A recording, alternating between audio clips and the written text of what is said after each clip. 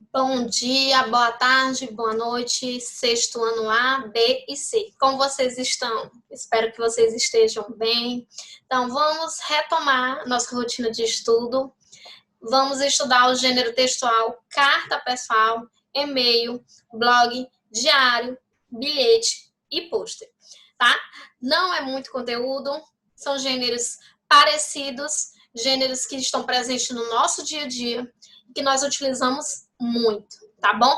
Antes de iniciarmos, vamos responder eu vou ter uns questionamentos para vocês. Eu quero que essas perguntinhas aqui, essas duas perguntinhas, vocês respondam no caderno de vocês copiem elas, vocês vão copiar essas duas questões no caderno de vocês vão responder, depois vocês vão devolver elas, né? A devolutiva delas vai ser por meio do e-mail. Então, aqui, ó. Você se comunica com seus familiares e amigos por meio de textos escritos? Quais? 2. As redes sociais propõem uma nova forma de comunicação.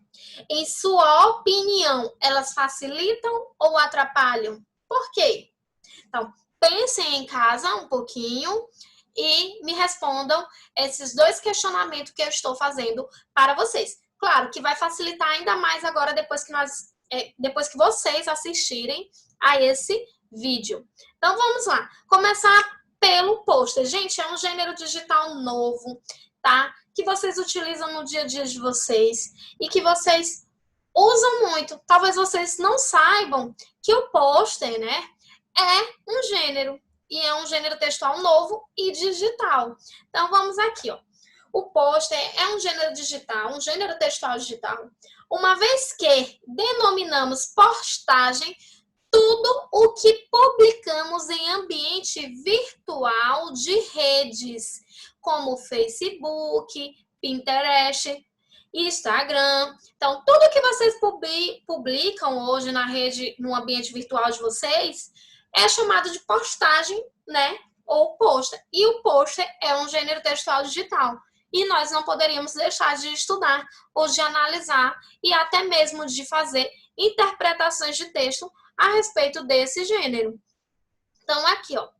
Ele é estruturado a partir de códigos verbal, texto e ou não verbal, imagem, gravuras e sons.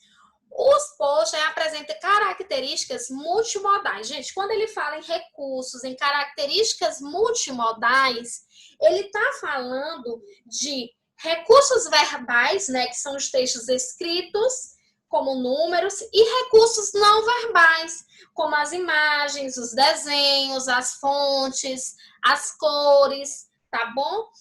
Utilizados na construção do texto. Então, esses recursos multimodais, eles vão servir para a construção do texto. Então, ao fazer uso de cores, fontes e formas variadas na dimensão do texto, além de recursos icônicos. Gente, esses recursos que ele fala aí são referenciais reconhecidos dentro de um contexto político, social, religioso, artístico ou cultural. Então, vocês fazem postagem de tudo no dia a dia de vocês. O propósito comunicativo do pôster é diversificado e vai de mensagens temáticas, né? Às vezes aquelas mensagens que querem passar um tema, até aquelas mensagens críticas ou até mesmo ao humor, né? Existem aqueles posts que são humorísticos sobre assuntos do cotidiano ou fatos de relevância social. Quando ele fala em relevância, né, é que possui importância e que merece destaque e que desperta interesse dentro da sociedade. Então, não tem nenhum bicho de sete cabeças que ao estudar o post. Então, pôster é um gênero digital, ou seja, é tudo aquilo que vocês postam, né? São as postagens de vocês dentro do ambiente virtual de redes, tá? As redes sociais de vocês. Então, tudo aquilo que vocês postam é chamado de pôster. Então, vocês utilizam características multimodais, que é a linguagem verbal e a linguagem não verbal. Esse é o gênero textual pôster. Vamos aqui estudar um pouquinho o gênero textual bilhete, tá? Bem interessante também e bem simples, né? Todo mundo utiliza o bilhete hoje em dia. Então, bilhete, né? São mensagens simples e curtas, Por isso, a clareza e a objetividade das mensagens são fundamentais para a compreensão daquilo que se pretende dizer. Bilhete é bem simples e curto e você precisa ser claro e objetivo para a pessoa que for ler a sua mensagem compreender aquilo que você quer dizer. Tá? São usados para a comunicação entre as pessoas como se fosse um pequeno aviso, lembrete ou recado. Apresenta a linguagem, geralmente ela vai ser informal, não possui uma estrutura definida. Características do bilhete, tá? Texto breve, escrito em primeira pessoa, linguagem informal, coloquial, pode apresentar marcas da oralidade, né? Que é o nosso modo de falar oralmente, tá? Às vezes aquela escrita, você do jeito que você fala, você escreve. Então, por isso, são marcas da nossa oralidade. Estrutura livre, tá? Caráter informativo, presença de interlocutores, ou seja, um remetente e um destinatário. Vamos ver aqui um exemplo de um bilhete, ó. Oi, Bel, saí com a Ana de manhã e só chegaremos de noite. Resolvemos comprar logo os presentes de Natal. Beijos, Lu. PS, qualquer coisa me ligue. 15/12/2017. Nós temos um remetente, nós temos um destinatário, nós temos uma saudação, nós temos uma despedida, a data, tá? Então, aqui é um bilhete. Gênero textual, e-mail. Então, nós vamos ver o gênero textual e-mail. O e-mail, ele é considerado também um gênero digital, só que o e-mail ele não é tão novo como o pôster, né? Embora muitos vejam o e-mail como um suporte que pode servir para a expressão de vários gêneros diferentes, ele é empregado em situações em que a comunicação se dá à distância entre os interlocutores, que podem ter os mais variados graus de intimidade e propósito. Então, o e-mail ele é utilizado na troca de mensagem de pessoas, né, entre mensagens pessoais ou profissionais, pela internet, por meio de um sistema de correio eletrônico. A linguagem do e-mail ele pode ser formal ou informal, de acordo com interlocutores, e vai apresentar a estrutura semelhante à da carta. Quase sempre vai ter parágrafos curtos. Então, vamos aqui, ó. A palavra e-mail é de origem inglesa e é a redução da expressão eletrônica e-mail, que na nossa língua corresponde a correio eletrônico. Esse gênero textual foi assumindo a função da carta pessoal à medida que a tecnologia se popularizou. Essa troca se deu por vários motivos, como o baixo custo, a rapidez e a praticidade no envio e no recebimento da mensagem. O gênero textual e-mail tem uma estrutura básica semelhante à carta pessoal, constituída pela presença de interlocutores, emissor e receptor, saudação, corpo do texto, despedida e assinatura.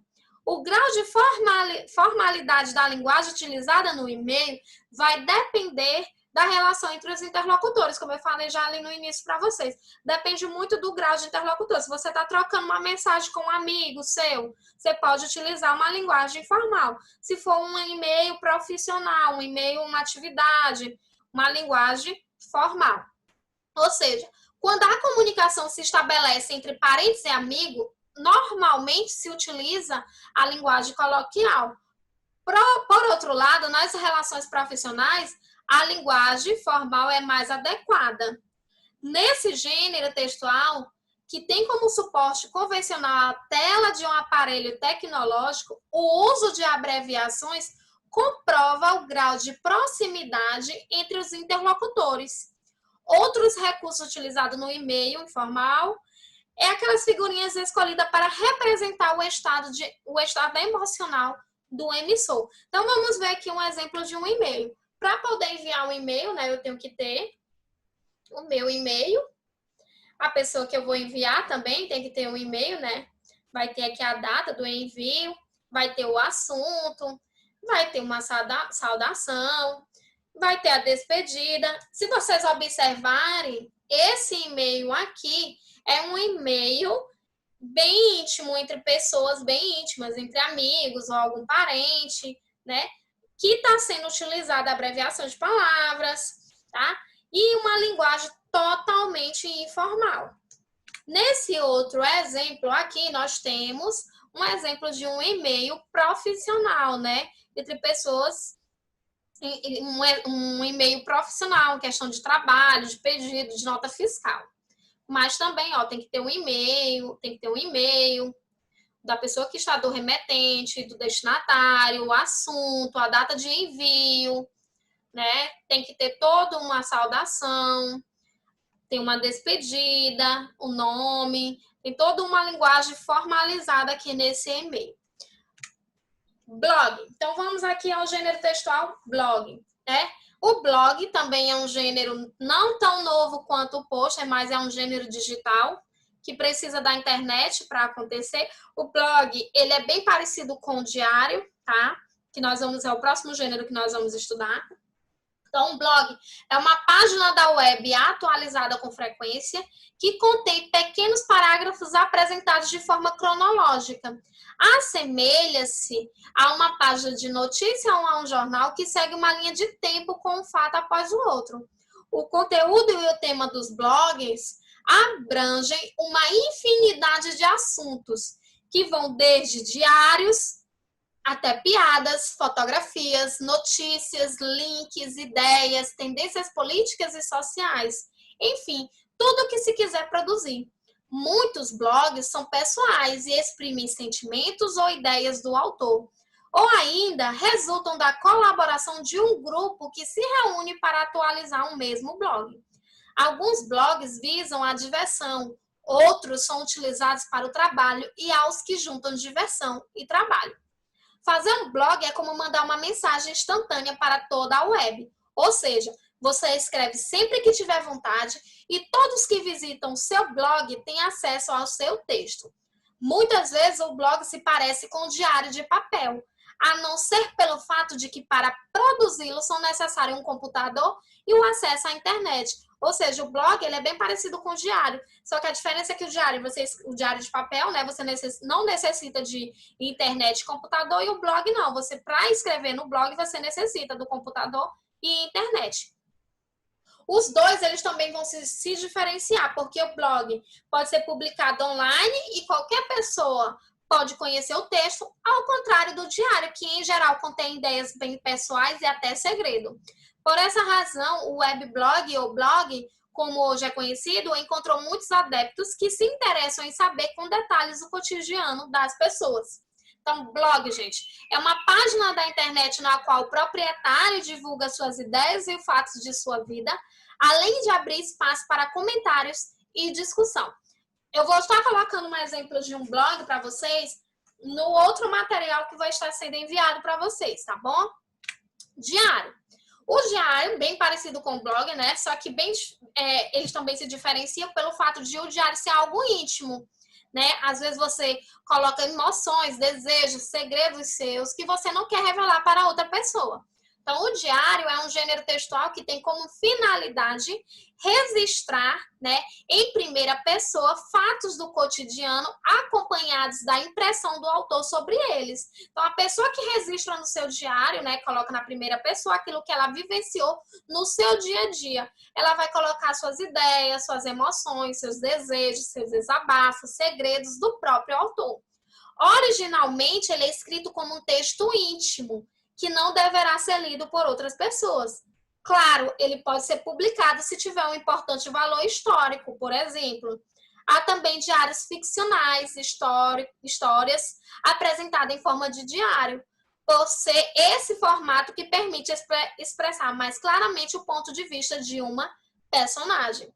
O diário caracteriza-se por ser um relato feito na primeira pessoa do singular, em linguagem mais descontraída e no qual predomina verbos no passado. Os diários de não ficção, editados para publicação, e os diários de viagem em geral, têm linguagem mais formal. Então, a pessoa que escreve em seu diário, vocês devem ter o diário, alguns de vocês, escreve para colocar aqui, registrar aquilo que ela vivencia no dia a dia, suas emoções. Claro que é um texto íntimo, algumas pessoas publicam, outras não, tá? Então, pode ter uma linguagem formalizada ou informal, Depende muito da forma que a pessoa gosta de escrever. Geralmente a pessoa vai colocar a data, o dia da semana, daquilo que ela vivenciou, para ficar marcado no seu diário, tá?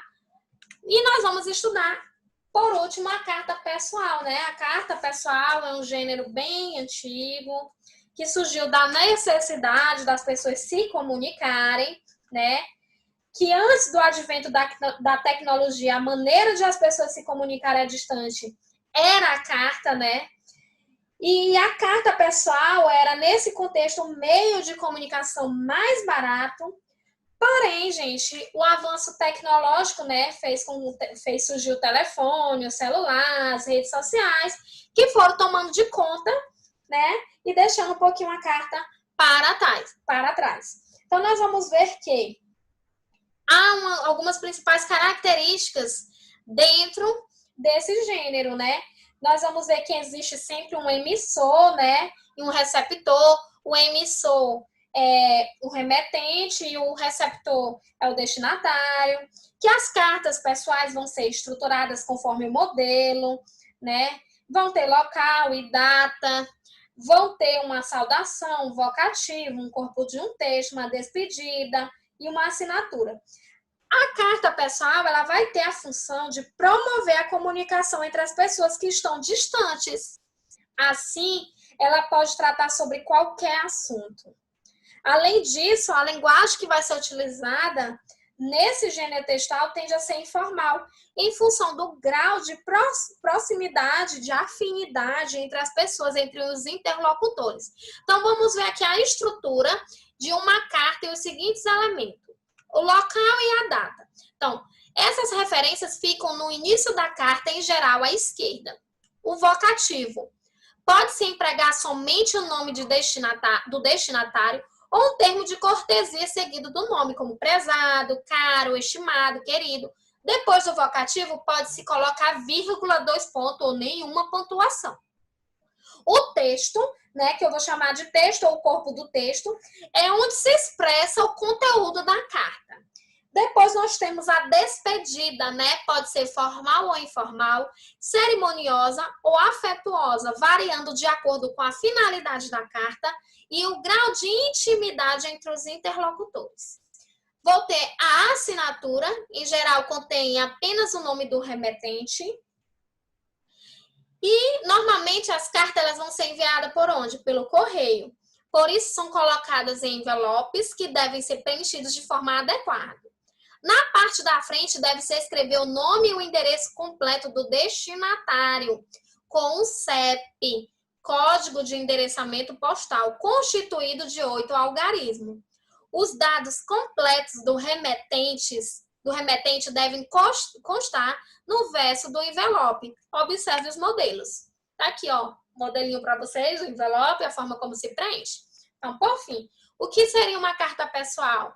É um gênero utilizado na correspondência escrita entre pessoas, normalmente amigos e familiares, ou instituições. É produzida por um remetente e enviada a um destinatário.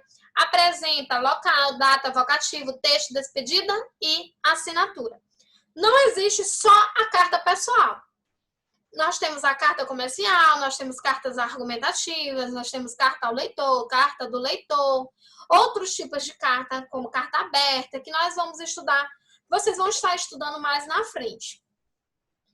Um exemplo de carta que eu coloquei para vocês, ó, local, data, tá aqui, ó, o vocativo, a carta, no finalzinho tem a despedida e uma assinatura, depois vocês vão fazer a leitura. Eu vou estar enviando para vocês uma atividade referente a diário e blog.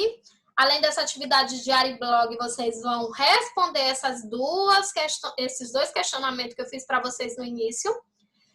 Vocês também vão fazer a leitura do material em PDF que eu vou estar enviando, tanto do slide como do conteúdo. Então, bons estudos. Até a próxima aula.